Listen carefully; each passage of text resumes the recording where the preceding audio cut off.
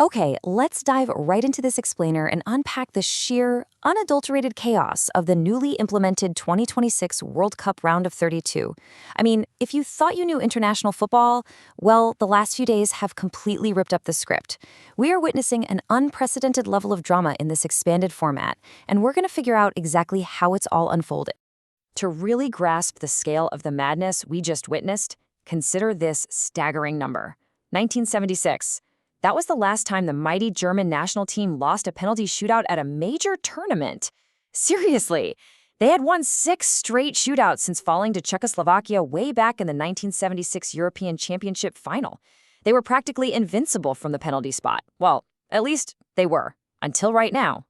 Section 1, the Round of 32 Chaos. So what we're watching right now is literally the ultimate David versus Goliath dynamic playing out on the pitch. On one side, you have these massive populations and decades of historic dominance, and on the other, small nations executing completely fearless tactics.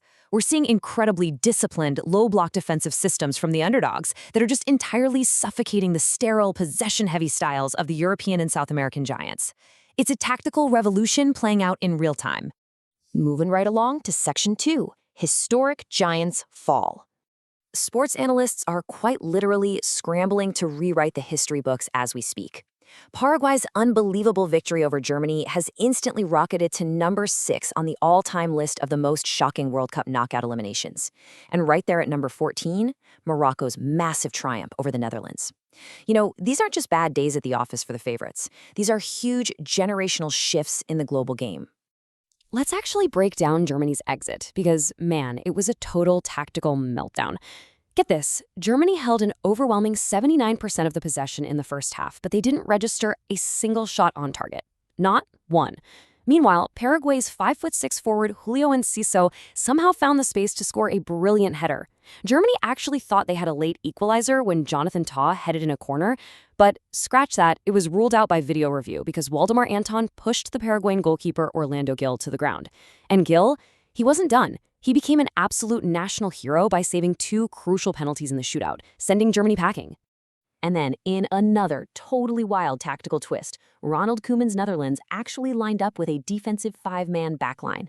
Basically, this allowed Morocco to actively dictate the game with a staggering 70% possession. The Moroccans fought from behind, forced a 1-1 draw, and then held their nerve in a totally chaotic penalty shootout to win 3-2. Morocco is proving yet again that they are an absolute nightmare matchup for European heavyweights. Section 3, the Cinderella Stories. Cape Verde's manager, Babista, beautifully captured the underdog spirit with his amazing quote right after his team secured a historic 0-0 draw against Saudi Arabia to advance. Draped in his country's flag, he reminded the entire globe that heart and pure determination can genuinely stand toe-to-toe with endless resources. To put the numbers behind Cape Verde's run into perspective, it's almost hard to fathom. We're talking about an island nation with a population smaller than literally any U.S. state. Yet, they went completely undefeated in their 3 group stage matches. And the global impact? Instantaneous. Their goalkeeper, Vozinha, saw his Instagram followers skyrocket from 50,000 to 15 million virtually overnight after holding mighty Spain to a draw. It is the ultimate Cinderella story. Meanwhile, over in Los Angeles, Jesse Marsch delivered these absolute spine-tingling words to his Canadian squad after an incredibly tense, hard-fought match against South Africa. He reminded them that just as the 1994 U.S. World Cup inspired an entire generation of North American players, this is Canada's exact moment to do the same thing.